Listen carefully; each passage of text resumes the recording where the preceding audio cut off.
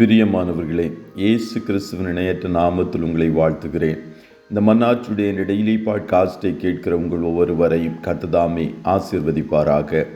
எபேசியர் 5வது அதிகாரம் 20-21 வசனங்கள் இப்படியாய் கூறுகிறது: நம்முடைய கர்த்தராகிய இயேசு கிறிஸ்துவின் நாமத்தினாலே எப்பொழுதும் எல்லாவற்றிற்காகவும் பிதாவாகிய தேவனை ஸ்தோத்திரித்து தெய்வ பயத்தோடு ஒருவருக்கொருவர் கீழ்ப்படிந்திருங்கள் என்பதாக.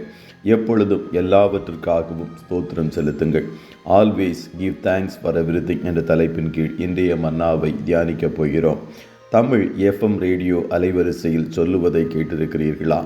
அவர்கள் சொல்லுவார்கள், இந்த ரேடியோ FM 24/7, அதாவது 24 மணி நேரமும் 7 நாட்களும் ஒளிபரப்பு செய்யப்பட்டு கொண்டே இருக்கும் என்று கூறுவார்கள். அதுபோலத்தான் நாம் எப்பொழுதும் ஆண்டவருக்கு ஸ்தோத்திரம் செலுத்த வேண்டும் என்று பவுல் எபேசியருக்கு எழுதும்போது கூறுகிறான். எப்பொழுதும் என்றால் எல்லா நேரங்களிலும் ஸ்தோத்திரம் ஸ்தோத்திரம் என்று மந்திரம் சொல்வதைப் போல சொல்லிக் கொண்டிருக்க வேண்டும் என்று அர்த்தமில்லை. நம்முடைய ஆவியில் நாம் எப்பொழுதும் நன்றி நிறைந்த இருதயத்தோடு காணப்பட வேண்டும் என்று கர்த்தர் எதிர்பார்க்கிறார். 24 மணி நேரத்தில் நாம் கடந்து செல்லும் பாதையில் ஏற்றமும் காணப்படும், தாழ்வும் காணப்படும். நாம் ஏற்றம் வந்தாலும் ஆண்டவருக்கு ஸ்தோத்திரம் செலுத்த வேண்டும், தாழ்வு வந்தாலும் எல்லாவற்றிற்காகவும் ஸ்தோத்திரம் செலுத்த வேண்டும். ஒரு ஊரில் 70 வயது மூதாட்டி காணப்படுகிறார்கள். அவர்கள் இயேசுவை மிகவும் நேசிப்பவர்கள். அவர்கள் தன்னுடைய 18வது வயதில் ஒரு பக்கம் பக்கவாதம் வந்ததால் சரீரத்தில் ஒரு பகுதி முழுவதும் செயலிழந்து போய்விட்டது. அந்த நோய் வந்த நாளிலிருந்து சுமார் 52 வருஷ விசுவாச வாழ்க்கையில் ஒரு நாள் கூட ஆண்டவரை அவர்கள் கேள்வி கேட்கவில்லையாம். ஒருபோதும் ஆண்டவரை குறித்து முறுமுறுக்கவில்லையாம். இத்தனை வருஷங்களுக்கு ஆண்டவர் கொடுத்த நாட்களுக்காக தேவனை ஒவ்வொரு நாளும் ஸ்தோத்தரித்தார்களாம். இப்படிப்பட்ட சாட்சிகள் இருக்கும்போது நாமெல்லாம் எவ்வளவாய் ஆண்டவருக்கு நன்றி செலுத்த வேண்டும் என்று யோசித்து பாருங்கள். யார் அதிகமாக ஸ்தோத்திரம் செலுத்துகிறார்களோ அவர்கள் அதிகமாக தேவனிடம் அன்பும் விசுவாசமும் செலுத்துகிறவர்கள் என்பதை அறிந்து கொள்ளுங்கள். துன்மார்க்கத்திற்கு ஏதுவான மதுபான வரி கொள்ளாமல் ஆவியினால் நிறைந்து ஸ்தோத்திரம் செலுத்த வேண்டும் என்று எபேசியர் 5:18 கூறுகிறது.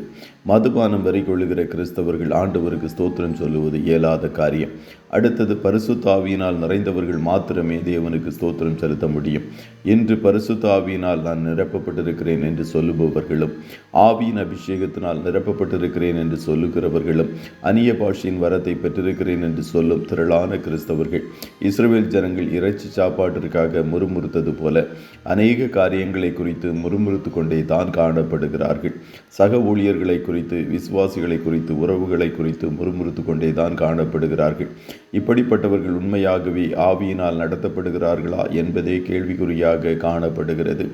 எல்லாவற்றிற்காகவும் ஸ்தோத்திரம் செலுத்தாமல் முறுமுறுத்து கொண்டே இருப்பவர்கள் பரிசுத்த ஆவியினால் நடத்தப்படுபவர்கள் அல்ல. பரிசுத்த ஆவியினால் நிரப்பப்பட்டவர்கள் எப்பொழுதும் எல்லாவற்றிற்காகவும் ஸ்தோத்திரம் செலுத்துவார்கள். இன்றே நீங்களும் பரிசுத்த ஆவியினால் நிறைந்து நீங்கள் கடந்து வந்த எல்லா காரியத்திற்காகவும் ஆண்டவருக்கு நன்றி செலுத்துங்கள். கர்த்தர் உங்களை ஆசீர்வதிப்பாராக. ஜெபம் செய்வோமா? நல்ல தகப்பனே, உம்மை நன்றியோடு துதிக்கிறோம். இந்த மன்னாச்சுடைய இந்த டெய்லி பாட்காஸ்டை கேட்கிற உம்முடைய பிள்ளைகள் ஒவ்வொருவரையும் கர்த்தர் ஆசீர்வதிப்பீராக. ஒரு வருஷத்தின் கடைசி நாட்களில் எங்களை அழைத்து கொண்டு வந்தீரே, அதற்காய் ஸ்தோத்திரம். அப்பா, நீர் எங்கள் வாழ்க்கையில் செய்த எல்லா நன்மைகளையும் நினைத்து பார்த்து உமக்கு ஸ்தோத்திர பலிகளை ஏறெடுக்கிற நாட்களாய் இந்த நாட்கள் காணட்டும் என்று சொல்லி ஜெபிக்கிறோம். ஆண்டவரே, நன்மையான எந்த ஈவும் பூரணமான எந்த வரமும் ஜோதிகளின் பிதாவினிடத்திலிருந்து இறங்கி வருகிறது. உம்மிடத்தில் எந்த பட்சபாதமும் இல்லை என்று வசனம் சொல்லுகிறதே. அப்பா, எங்கள் வாழ்க்கையில் வந்த எல்லா ஈவுகளும் உம்மிடத்திலிருந்து வந்தது என்ற ஒரு உணர்வோடு நாங்கள் காணப்பட உதவி செய்யும். இன்றைய தினம் உம்முடைய பிள்ளைகள் கையிடுகிற வேலைகளை ஆசீர்வதியும், போக்கிலும் வரத்திலும் உடனிரும். ஆட்டுக்குட்டியானவருடைய இரத்தத்தின் பாதுகாப்புக்குள்ளாய் ஒவ்வொருவரையும் கொடுத்து இயேசுவின் நாமத்தில் வாழ்த்தி ஜெபிக்கிறோம் நல்ல பிதாவே. ஆமென்.